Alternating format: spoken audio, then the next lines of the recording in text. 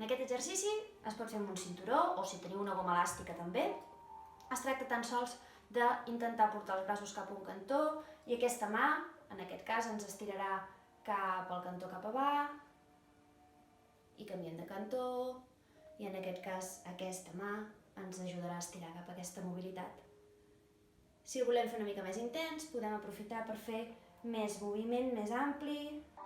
Aquest exercici és per tal de mobilitzar tota la zona pit per donar-li amplitud aquests dies que estem més assentats. I es tracta simplement d'allargar un braç a l'horitzontal cap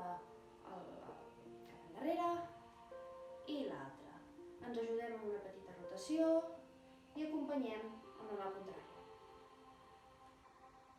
En aquest exercici el que es farà és un estirament de la cadena posterior.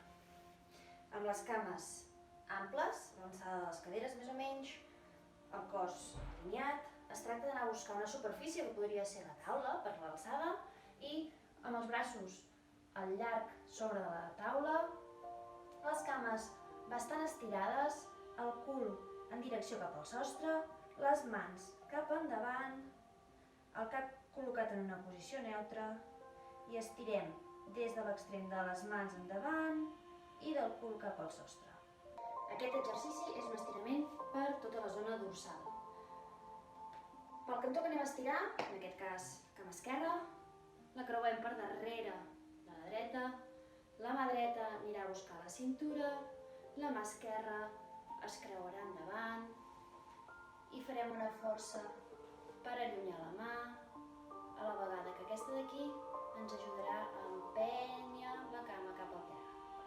Amb aquest últim exercici farem un estirament global, tan sols estirant les cames, els talons cap avall al màxim i pugem els braços i allarguem els talons de les mans tan enrere com puguem, a la vegada que els talons dels peus també se'n van lluny.